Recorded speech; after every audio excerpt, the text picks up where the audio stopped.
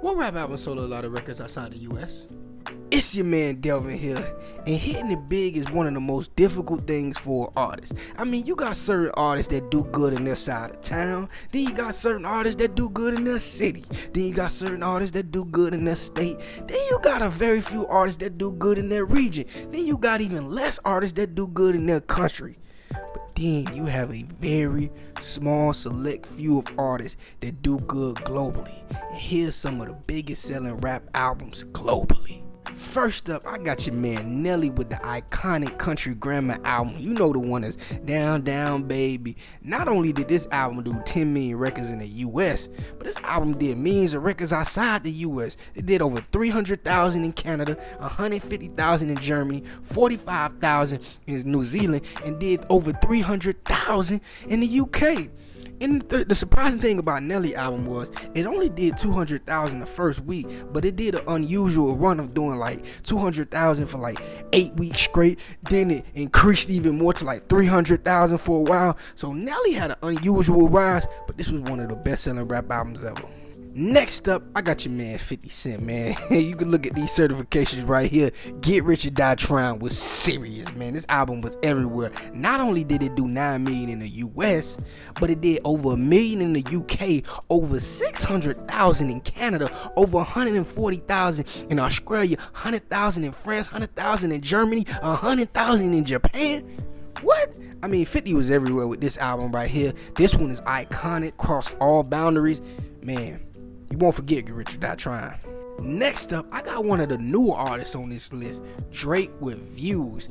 Now, even though this album wasn't physically sold a lot, but this one did do a lot of streams, and this is where it was streamed at a lot. Of course it did what it did in the US, even though Drake ain't from the US. It did over 8 million, but guess what? It also did 80,000 in Sweden. It did 200,000 in France. Damn, France messing with Drake. Over 400,000 in the UK, 800,000 in Denmark. I'm telling you, Drake everywhere. Of course his hometown of Canada got some. Over 400,000 in Canada, 35,000 in Australia, 100,000 in Germany. Did over 10,000 in Singapore, man. They rocking with Drake over there in Singapore, man.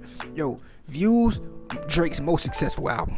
Next up, I got your man Eminem with the Eminem Show. I mean, a lot of people would say Marshall Mathers LP is Eminem's best album. Nah, I'm feeling that Eminem Show, and it's the best selling rap album of all time. Not only did it do 12 million in the US alone, but it did over 1 million in the UK, 1 million in Australia, 1 million in Canada, almost 1 million in Germany, 600,000 in France, and check this one out, 600,000 in Japan. What? Over 200,000 in South Korea, 200,000 in Italy. Man, M was everywhere with this one. To me, this is M's best album, classic. Yo, Eminem was everywhere. Next up, I got the ATLiens Outkast with their album Speakerboxxx Love Below. This is the highest certified rap album in history, 13 times platinum, man. But not only did they do good in the US, they had them charts everywhere, man. They did over 100,000 in Australia, 50,000 in Canada, over 20,000 in Denmark, 100,000 in Germany. The Germans was rocking with them. Over 100,000 in Japan. Oh yeah, they was doing their thing in Japan as well. New Zealand, 30,000. They even did their thing in Sweden, man.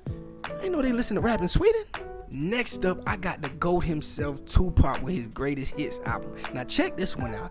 Everybody on this list that I named has done a world tour except for Tupac. So unfortunately, Tupac never got to hit any of these markets he went into besides the US because, you know, Tupac passed early and he was in a lot of trouble with the law, so he couldn't go out the country just yet.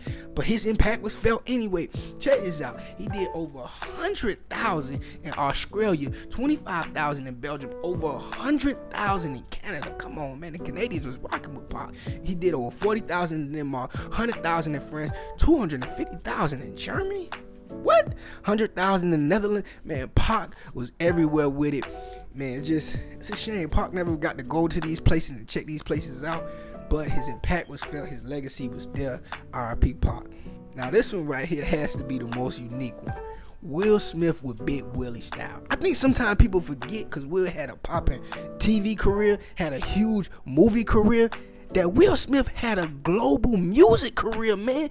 This is something we'll never see again. This is like Michael B. Jordan having a hit TV show, hit movie, and a hit album. I don't think we ever gonna see this again. But Will Smith's Big Willie album sold, not only did it sell 9 million in the US, it did 35,000 in Australia, over 600,000 in Canada. Will Smith was everywhere with it, man. 200,000 in France, 50,000 in the Netherlands. Yo, we never gonna see this again, what Will Smith did. And lastly, the only female on the list, Lauryn Hill with The Miseducation of Lauryn Hill. Now, this album is critically acclaimed, swept at the Grammys. Many people feel this is one of the greatest rap albums of all time, if not the greatest. And it sold well too. Not only did it sell millions of records in the US, but it did millions of records outside. It did over 100,000 in Australia, over 700,000 in Canada. What? Over 300,000 in France. And check this out. The biggest selling rap album in Japan, outside of Japan, Lauryn Hill. Biggest selling, over 1 million records in Japan.